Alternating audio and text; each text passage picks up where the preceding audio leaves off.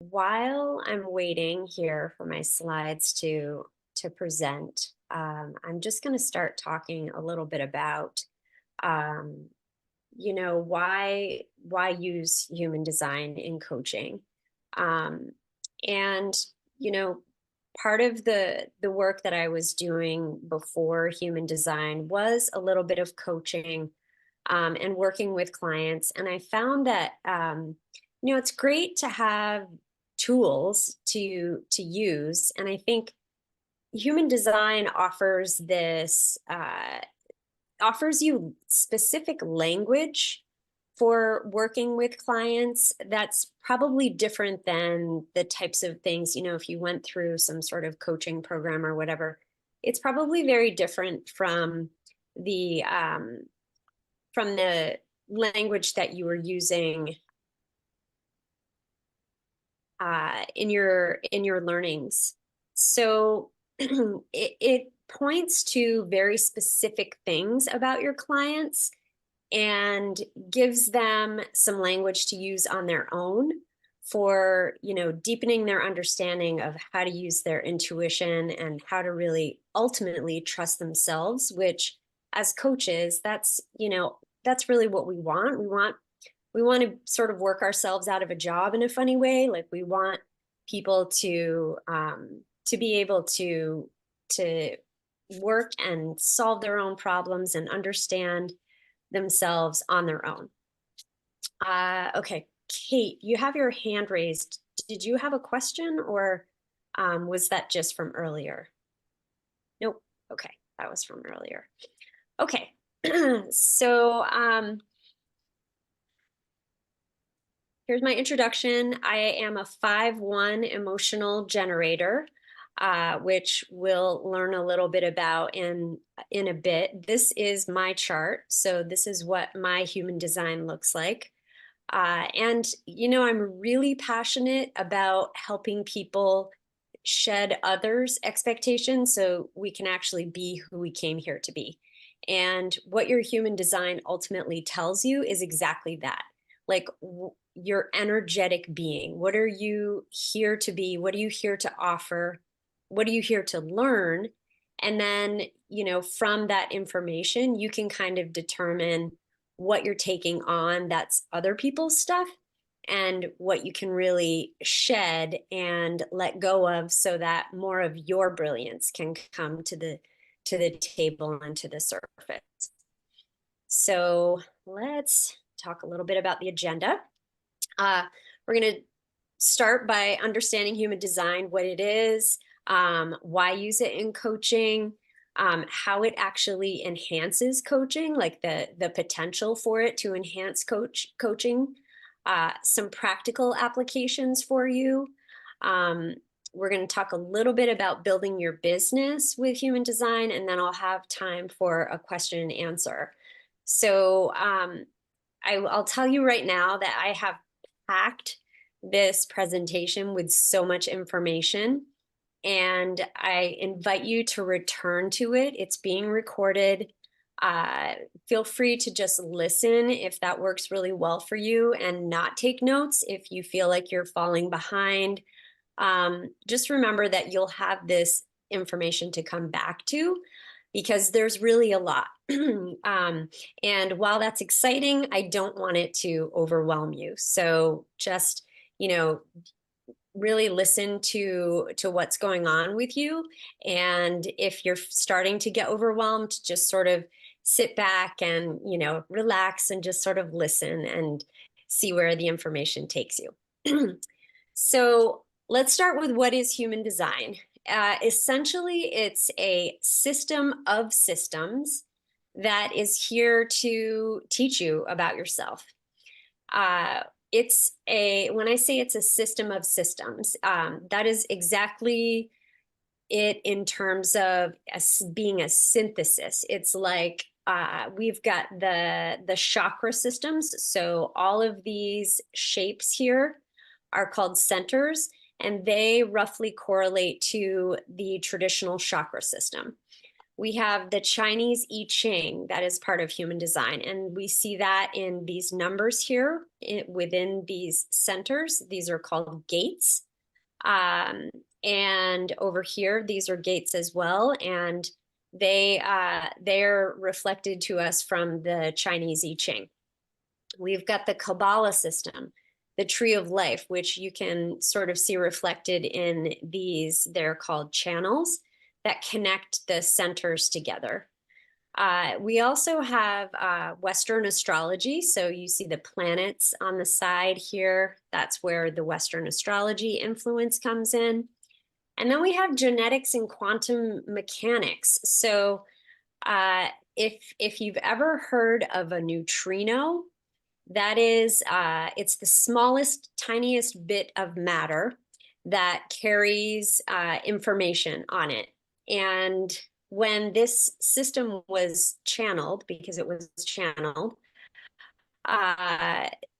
basically we discovered through that channeling that neutrinos are passing through the air all the time, carrying bits of matter, having an influence on us.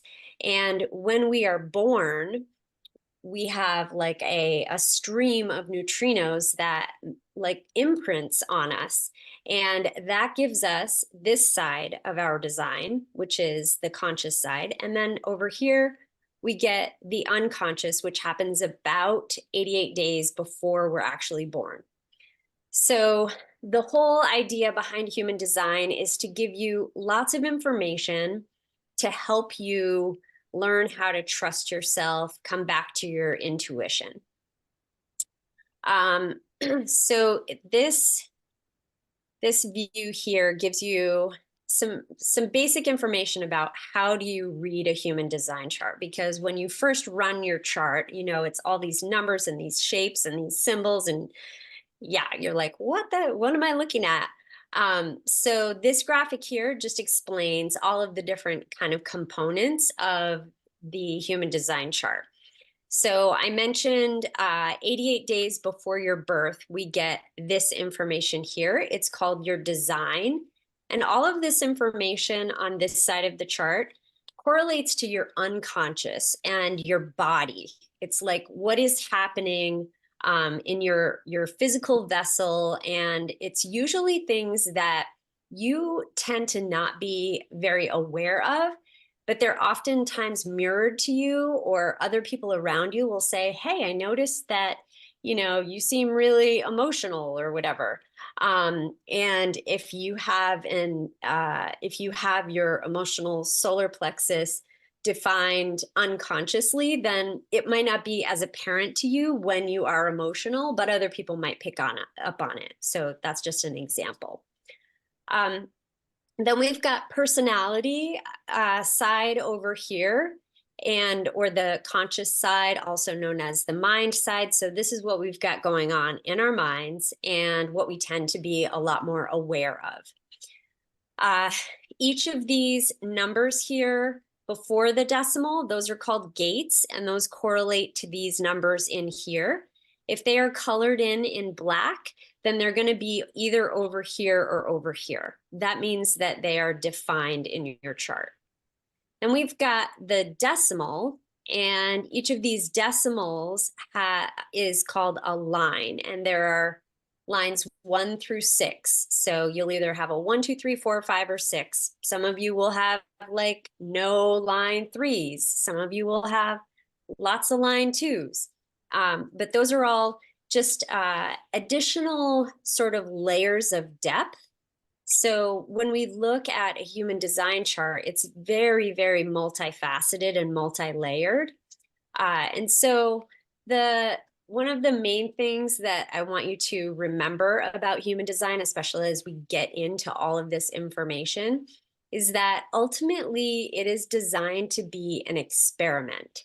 It is not dogma. It is not a prescription. It is not in any way, shape, or form like this way or the highway kind of thing. It's always meant to lead you back to your innermost authority and to you being able to determine for yourself what is best for you.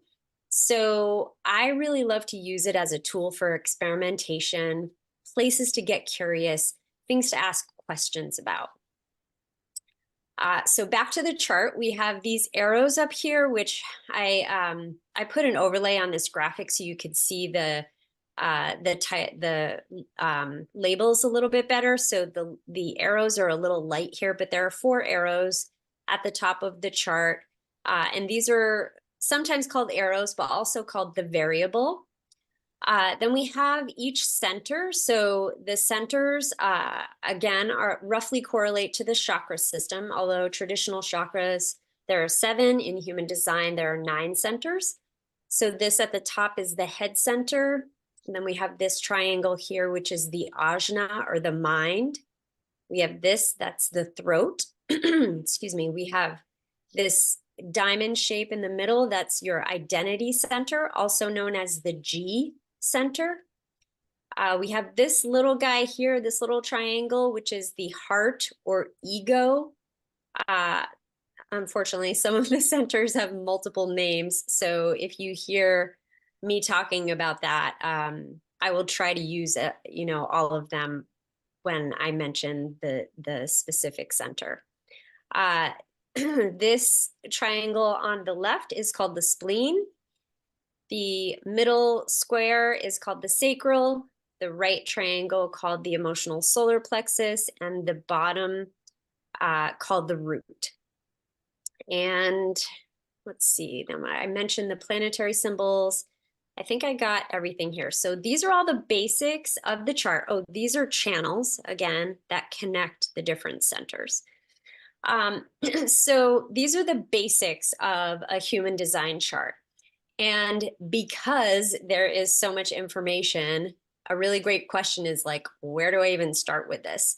And I like to start with type, strategy, authority, and profile. They're just sort of, I think you can find the most information on these components of human design. It's a pretty traditional place to start in terms of learning how to experiment, what to experiment with, getting familiar with, your human design.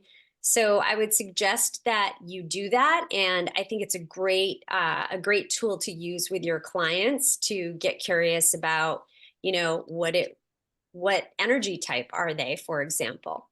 And the energy types are the 5 types. There are 5 different energy types. So some of you shared what your type was, but there are generators, manifesting generators, manifestors, projectors, and reflectors. So everybody falls into one of those types, and I liken them to like your sun sign in astrology, so you might say, well, I'm a Cancer sun. For your human design, you would say I am a generator. All right. I just wanted to drop this quote in here from Ra. So the channeler of human design, his name is Ra Uru, or was. He passed away, and he was kind of a quirky guy, but he channeled this entire system for us to use and get curious about. And one of the things he said was, knowing yourself is such a liberation. The moment that you really know yourself, all those old hooks disappear. And he was talking about like the expectations of other people and just the being pulled in many different directions in order to, feel like either you belong or you're doing the right thing. When you really truly know yourself and know your design, those worries tend to just fall away. And by no means am I saying that it's easy to let go of those things, but this is where your coaching comes in with helping people to kind of build scaffolding to, to get there, to like understand where they're taking on other people's energy, for example, and how they can just let go. Okay. Do we have any questions so far? I just covered a slew of information, so I'm curious if anybody has any questions. Okay, I'm gonna just rock and roll. Feel free to put them in the chat and I will get to them. All right, so human design for coaching, like how can it actually help you? So a few different things that I'm going to talk about today, only like a very small percentage of the possible ways that it could help you, but it could definitely help you tailor your approach, align with your client's authentic self. So like it's going to give you so much information before you even start working with them. Um, and or when you're working with them, just seeing their design, a lot of things probably will make sense. And then learning to effectively communicate with them, because perhaps you've been communicating in one way, and when you learn a little bit about their design, you realize, oh, actually, if I just say it this way, it's gonna like land for them in a much different way. So let's talk a little bit about each of those components. So the first thing about tailoring your approach. So I would look first at your client's energy type and their profile to understand like a little bit about how you might tailor your approach. So for example, let's use, so this is Michelle's chart. Michelle, I'm going to use you as a guinea pig here, okay? So if Michelle came to me and I know that she is a manifesting generator, and I know that there are a few other things in her chart that point to a need for structure and manifesting generators. One thing about them is they're very efficient. Um, and basically what happens with a manifesting generator is I liken them to the tortoise and hare, where they are the hare in the race, where they're bouncing all around and they're doing like a million different things, and they've got all these balls in the air, and they're looking for shortcuts. Essentially, they're looking for ways to make things more efficient to get to the finish line, versus the tortoise in the tortoise and hare story is more like the generator type, where it's kind of like steady movement, one way, just one step at a time, kind of moving along. And those two types both are sacral beings, which means that they have this center here defined or colored in. So if you have this center colored in your chart, then that means you are either a generator or a manifesting generator. You're going to be one of those two types. How many people do we have here who are sacral beings? Have this defined in their chart? I think there were at least three. Yep, 1, 2, 3. Okay, that's great. Another one. Great. So 70% of the population are sacral beings. So that might be one thing that I share with this client is like, you're lucky that we live in a generator type world. Either generators or manifesting generators. Our world is set up for us because there's so many of us. And that's a beautiful thing to understand. And, knowing that, for example, Michelle is really great with efficiencies, I might give her like a prompt that asks her, how can you, if she's running into blocks with something, how can you look at this as a challenge toward efficiency? Like, what might you, discover about the efficiency in this issue? Or like, what are 5 different solutions that might be possible for this problem that you're running into? And just have her fire them off, because they're going to come probably really quickly to her. So that's one example of like knowing just simply knowing the energy type of your client is going to be really helpful. Versus, let's say you're working with a projector or maybe a reflector or a manifester. So their sacral is undefined. So this center is not colored in, which means we call them like non-energy beings, but there is a little bit of like manifestors sometimes can be like an energy type sort of. So there's like a little gray area there, but essentially the sacral center is like battery power. So people who are manifesting generators or generators are going to be like, we're doers, we're movers and shakers. We're like, we get stuff done. We're creators. We are here to be here to express our creative energy. And if you don't have that defined, then you know, sometimes being in that 30% of the population can just be downright like exhausting. Um, and you can also be conditioned to like be acting as if you are a generator or a manifesting generator.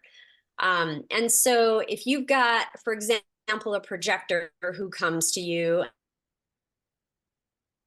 exhausted, I mean, just knowing that they don't have a defined sacral would be enough to start asking questions like, okay, do you have any time for yourself midday when you can just get horizontal and just like lay down, like put your body in the horizontal position, even for like 10 minutes?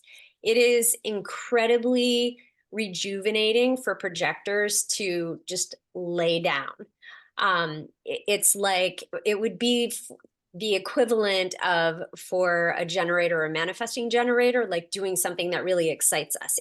It's filling that cup back up. So, you know, knowing that you're working with a projector, oftentimes there's a lot of conditioning around being lazy or being, you know, not producing or, you know, being active enough or whatever, because we live in this generator world. And so it's about helping them to sort of really own that beauty of being a projector type and, you know, helping them lean into what makes them special. Um, Let me just hit the pause button here and go through the 5 types really quickly, since many of you are new, so you know a little bit about each one. And if you haven't already, I do have a free guide on my website. When you get your chart, you can download the freebie, and it will give you it'll give you some great basic information about your type, strategy, and authority, which are, you know, the main components that you want to get started with. So manifesting generators, that hair, that super efficient sacral being, mastery is important, but they are master jugglers, so they can have a lot more balls in the air. Generators, definitely mastery is very important. Both of these types are creatives, that Energizer bunny kind of go, go, go. A lot of times you can meet generators or manifesting generators who hit burnout because they are doing things that do not light them up, do not like light up that sacral, do not excite them, do not bring them joy. And that's no fun, because you know, a sacral being on fire and doing what lights them up literally is like, you know, this giant light beam for the world. But when they're doing things just because they can, just because they have the energy, because they can't think of any other reason to say no, that's an unaligned generator type. You really want to coach them away from those choices, which can be hard. You know, it's hard to say no sometimes to people. So generators and manifesting generators. Then projectors are here as guides. They're here to see us at a very deep level. They're here, they're more like big picture thinkers, and really have amazing things to say when we invite them in. And the key for them is to be invited, to have what they see be recognized and invited in so that they can share their wisdom.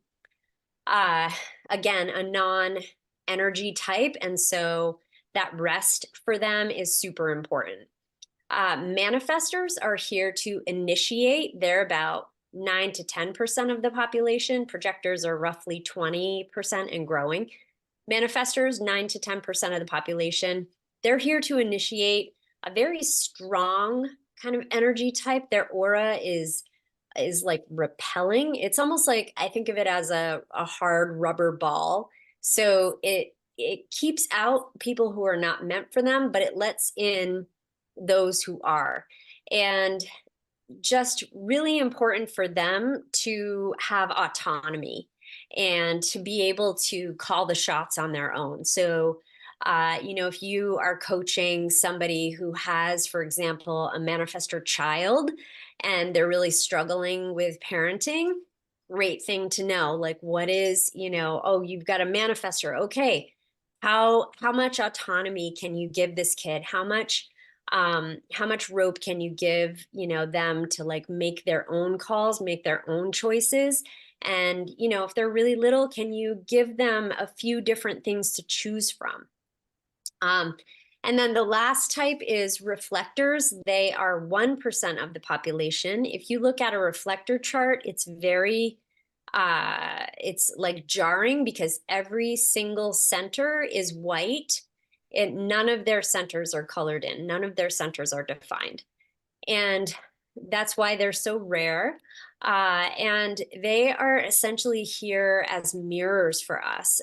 They're here to like mirror to us the sort of the health and well-being, and their aura is sampling. They try on like little bits and pieces of everything around them, and then the key for them is really about time and allowing them to have time to kind of have life unfold for them and notice their patterns. They're very deeply connected to nature and to the moon cycle. So those are the 5 types. And then the other thing I would look at is profile. And I don't have, let's see.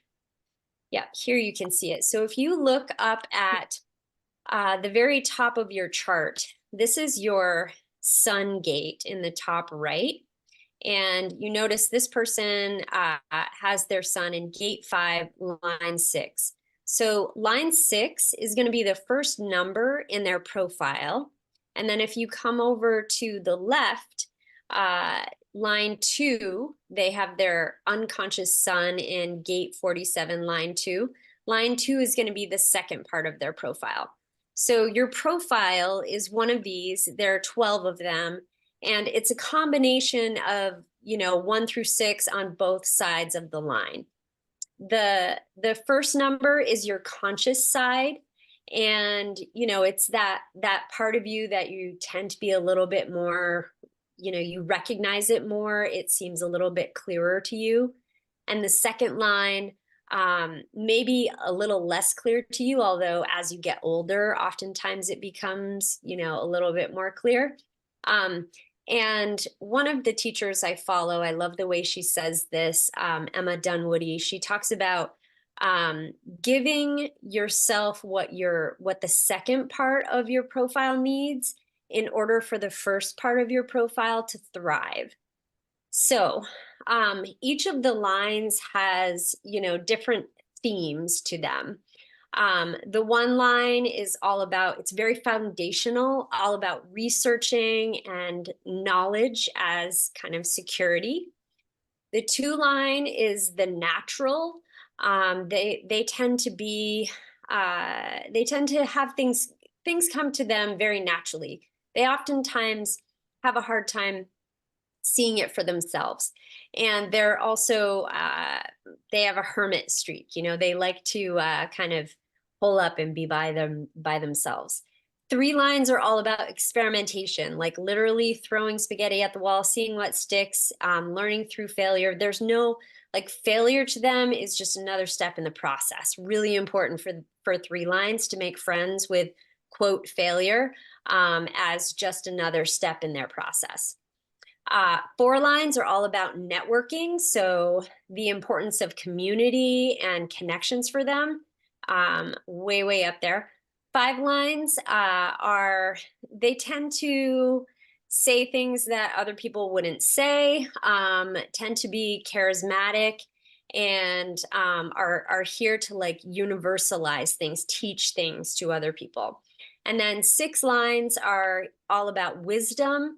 They have three distinct kind of periods in their life. The first period, they stay in like the three line energy where they're really doing a lot of experimenting. The second phase is they sort of it's called being on the roof. They kind of move out of that and gain perspective. And then the last phase of their life, they're called forward to share that.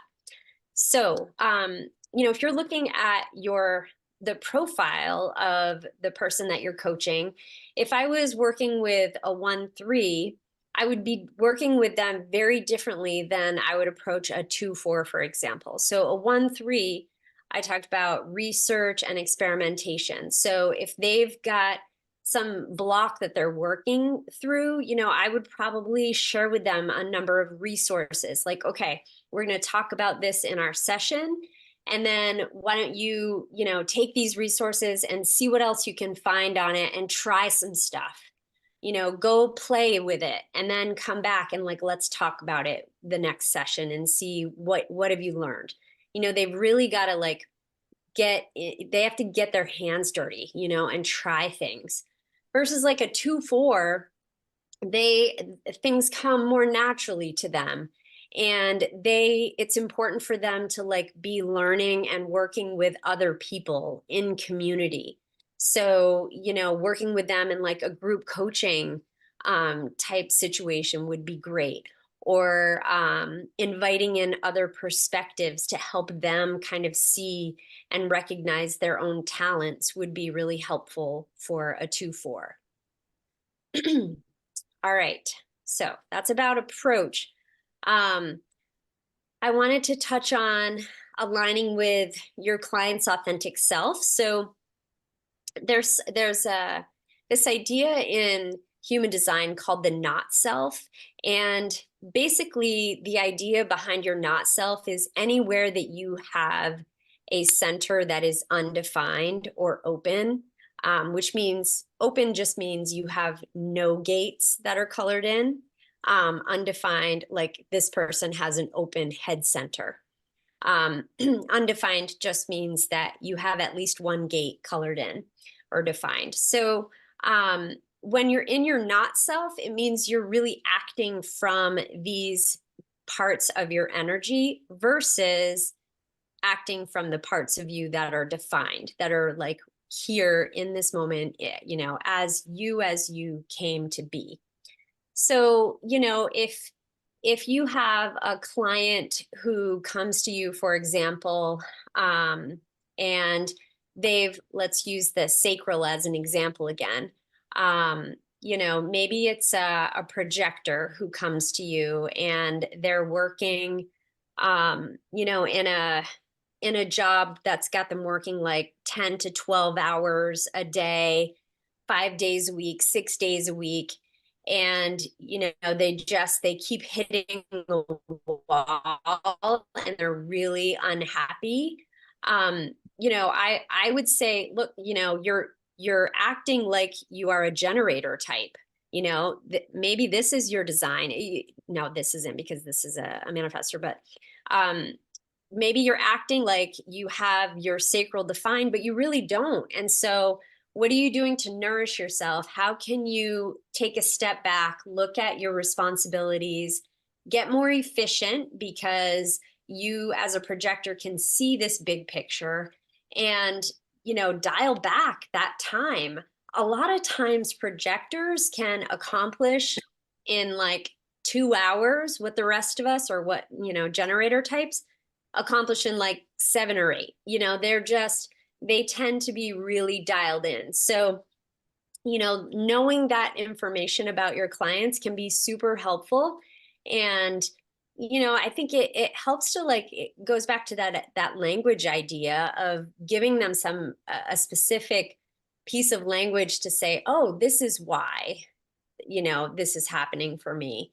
I don't have definition in my sacral. No wonder I'm always so exhausted.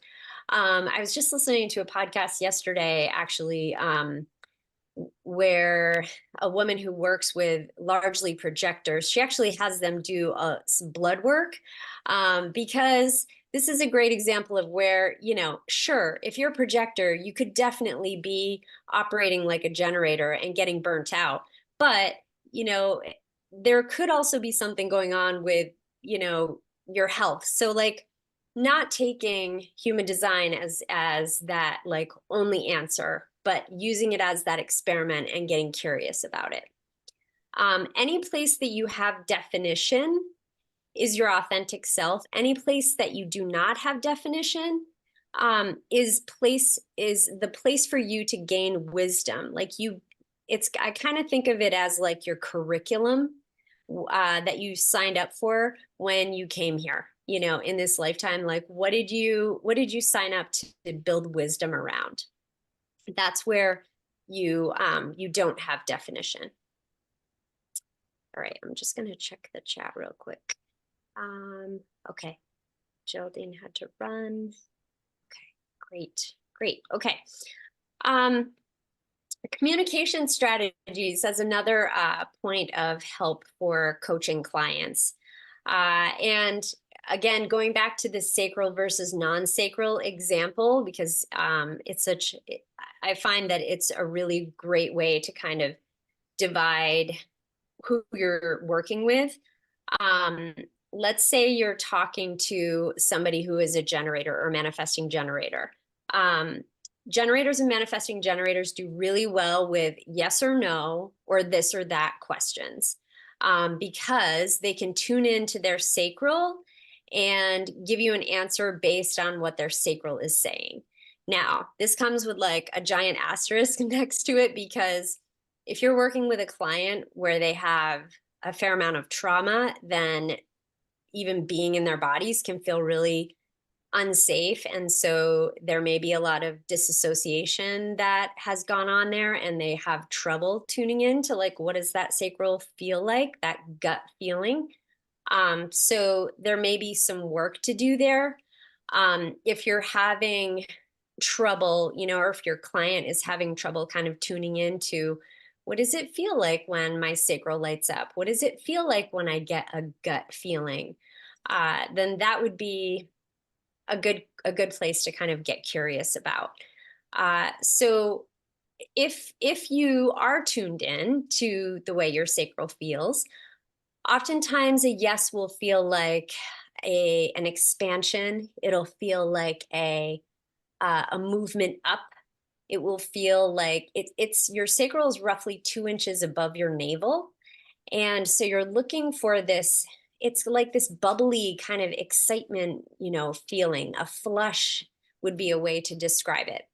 And, if you're working with somebody who has a sacral, if they're like leaning in, if you're working on Zoom or whatever, try to pay attention to their cues, because if they're leaning in, that's like yes language. That's, I get this. That's, I'm on board with this. Versus if they're kind of moving away, that's more no language for sacrals. That's more, that's the other thing you'll hear is not necessarily yes or no, but things like uh-huh, uh-uh, or you'll see them nodding, or you'll see them shaking their head. Those are classic ways that sacrals will communicate. And it's our like built-in mechanism. Unfortunately, a lot of times it's been conditioned out of us, because you must be polite and you must say yes or no versus uh-huh or uh-uh. But we are gifted with that language. So giving generators and manifesting generators yes or no or this or that scenarios can be really helpful. just to see like, okay, well, let's take these two ideas for a spin and, let them kind of tune in.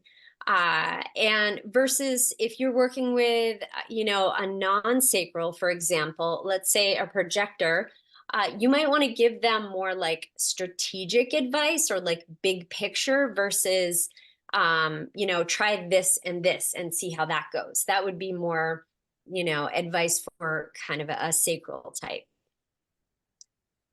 All right, moving right along. So some practical application in terms of onboarding. The first thing that I would say is just like generate their chart. Use a free chart generator. You're welcome to use mine and my resources. I also put this other chart generator. This is by no means an extensive list. There are lots of free chart generators online. Jovian Archive will give you free information as well. But if you just know their type, strategy, and authority, then honestly, you've got so much information already for them to use, and that can be super helpful for them. Your strategy is how you take action. It's how you're meant to kind of function in the world. And then your authority is that inner like decision maker.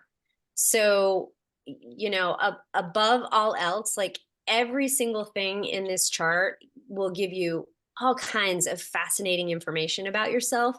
In the end, it always, always, always has to come back to your strategy and authority. It always has to, like, above all else, strategy and authority. Above all else, like trusting your inner knowing. So I would definitely, learn those things about your clients and then, just get curious with them. I did a couple of like common coaching challenges that I wanted to share with you. The point I just made about your authority, decision making is oftentimes kind of a common, problem that people will seek out a coach for, is just like decision fatigue or feeling like they can't really make decisions that they feel are aligned for them. In this chart example, this person is an emotional authority. So anybody who has a defined emotional solar plexus is going to be an emotional authority. That's 50% of the population. Sort of counterintuitively, the emotional authority, your decisions are actually not meant to be based on your emotions. However, your decisions are, I always come back to the question, how do you feel about it? Does it feel right to you? And the trick behind using an emotional authority is basically time. And just like if an opportunity comes to you and you get a sacral hit, for example, and you feel like super excited, for generators or manifesting generators who have an emotional authority, ride that out. Let it, feel that, be excited about it, and then, wait, sleep on it, see how you feel the next day. And essentially what you're doing is just making space for more information to come to you about that decision. So really important to just take time as much as you can. Thanks, Kate. As much as you can, give them space and time to make decisions. And then another common challenge is burnout, where, if you've got a lot of centers here that are undefined, then you are taking in other people's energy and amplifying it. So this is important to know. It's like, how do I know what is mine and what I'm taking in from somebody else? And oftentimes people, going back to this emotional solar plexus, if this is undefined, then they are highly empathetic. And if they have a hard time setting those boundaries, that can be really draining and lead to burnout for them. So another place to get curious. Okay, in terms of building your design, building your business by design, the first thing I like to encourage people to do is just play to their strengths. So look at, your chart and understand, like, okay, what centers do I have defined, for example? What is my energy type? How can I use this in, the offers that I have? And when you've got that information, then, start building what you're offering and how you're communicating with people around what your strengths are. Jackie, did you have a question? You had your hand raised.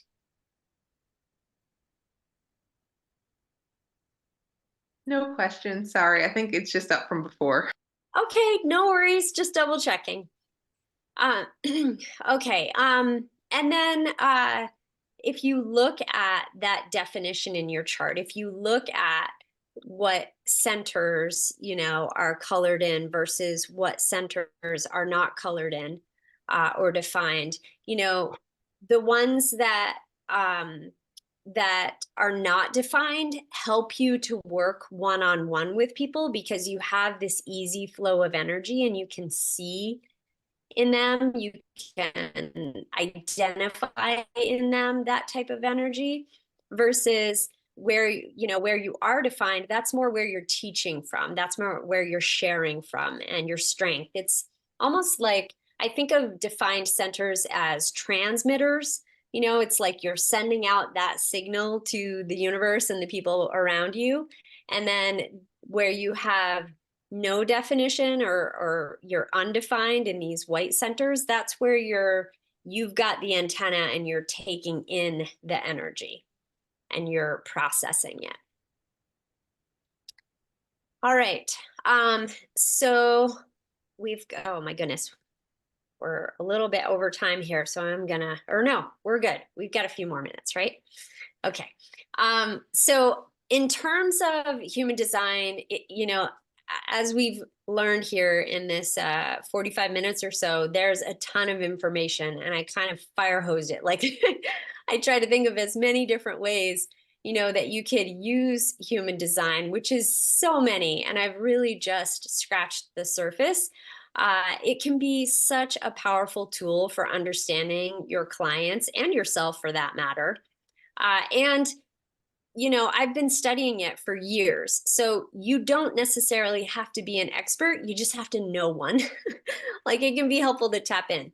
So I have a coach consult available as part of my offer suite. And basically what that looks like is I get your client's chart and take a look at it. Like, okay, let's say we're working with this chart here. This person has 3 completely open centers. That's relatively unusual to have a center that has no gates defined. And let's say, the first thing I would think of for this person would be boundary setting. Because a completely open emotional solar plexus means they're going to be taking in a lot of emotional energy and identifying with it very quite possibly because they have a completely open open G center or identity center. And, so there's probably, if they're struggling, a lot of making meaning out of different emotions and the people that are around them. They're probably making those things mean something about themselves. So I would get curious about that. Basically what I do is look at the client's chart. I look at, you present to me like, this is what we're really struggling with. Do you see anything in the chart that might be helpful? And then we get on a call, the 3 of us, and we look at the chart and I kind of just explain and share and give some strategies. And then it's up to you then to help coach them through that, like how do they then take that information that they learned from their human design and then use it in their work with you as you move along. So I love doing this for coaches. I think that even, one session can be like so super helpful in like laying the groundwork for, weeks and months of work to come between coaches and their clients. So I would love to help you with that if that seemed of interest to you. And then these are just where you can find me. So if you ran your chart, you have my website. Feel free to check that out. I'm also on Facebook, Instagram, and LinkedIn. Pretty much everywhere is Lori Lisai. So yeah, feel free to reach out.